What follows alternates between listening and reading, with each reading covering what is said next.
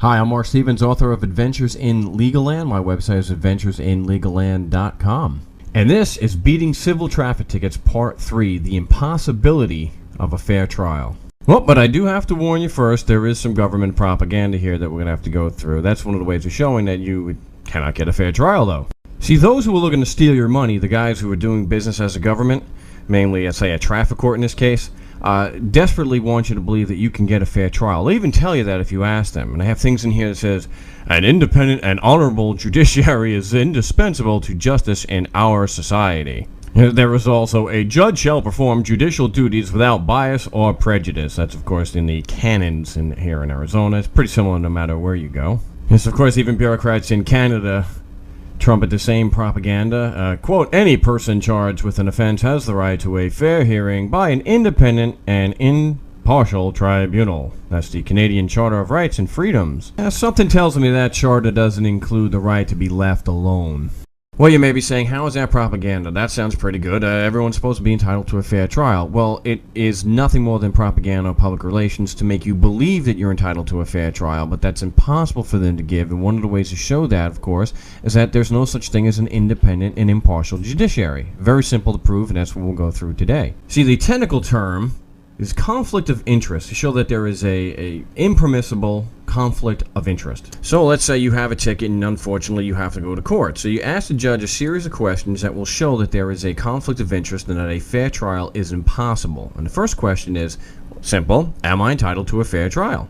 Now, of course, most judges are going to say yes, because, of course, that's the public relations, that's the propaganda. They have to make it look good while they're stealing your money. So now the judge is locked in. He says I'm entitled to a fair trial. So, of course, my next question would be, can I get a fair trial if there is a conflict of interest? Well, this is obvious even to us non-lawyers, and every judge that I'm aware of has always answered this question, no, that you cannot get a fair trial if there's a conflict of interest. Now, this last question I like to call the knockout question, and I call it that because it's really the only question that needs to be asked in order to prove that traffic courts are scams run by criminals. Now, the question is, and this is, of course, to the judge, who do you represent here? And, that's the same as asking who the judge is acting on behalf of.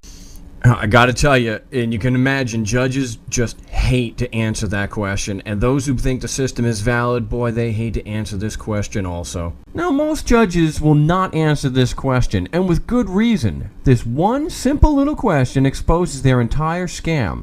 A fair trial is impossible. And don't make the mistake of thinking that this is not a very serious issue that they, at least in their propaganda, take very seriously. I mean, look here, it says, in all trial court proceedings, a judge shall disclose on the record information that the judge believes the parties might consider relevant to the question of disqualification, even if the judge believes there is no actual basis for disqualification. But you see, most judges will not answer this simple question.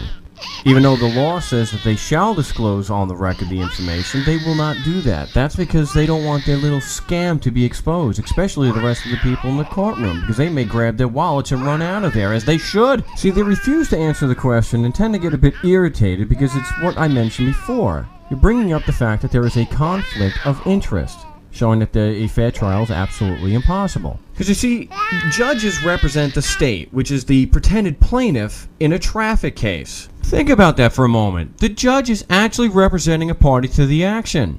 You still think judges are fair and independent? Well, let's look at some evidence. This is actually from a real case in the East Mesa Justice Court. This is actually one of the very few times a judge has been responsive to this simple question. You'll understand in a moment why they typically do not answer this question. Also, who do you represent here? Who do I represent? Yes. I represent the state of Arizona. Well, there you have it. A judge admitting he represents the state of Arizona, which is supposed to be a party to the action. Gee, talk about a conflict of interest. The judge is actually representing the party attacking you. Do you still think you get a fair trial from these guys? See, common sense dictates that if a judge is acting on behalf of a party, a fair trial is not possible. And that's how to prove the impossibility of a fair trial.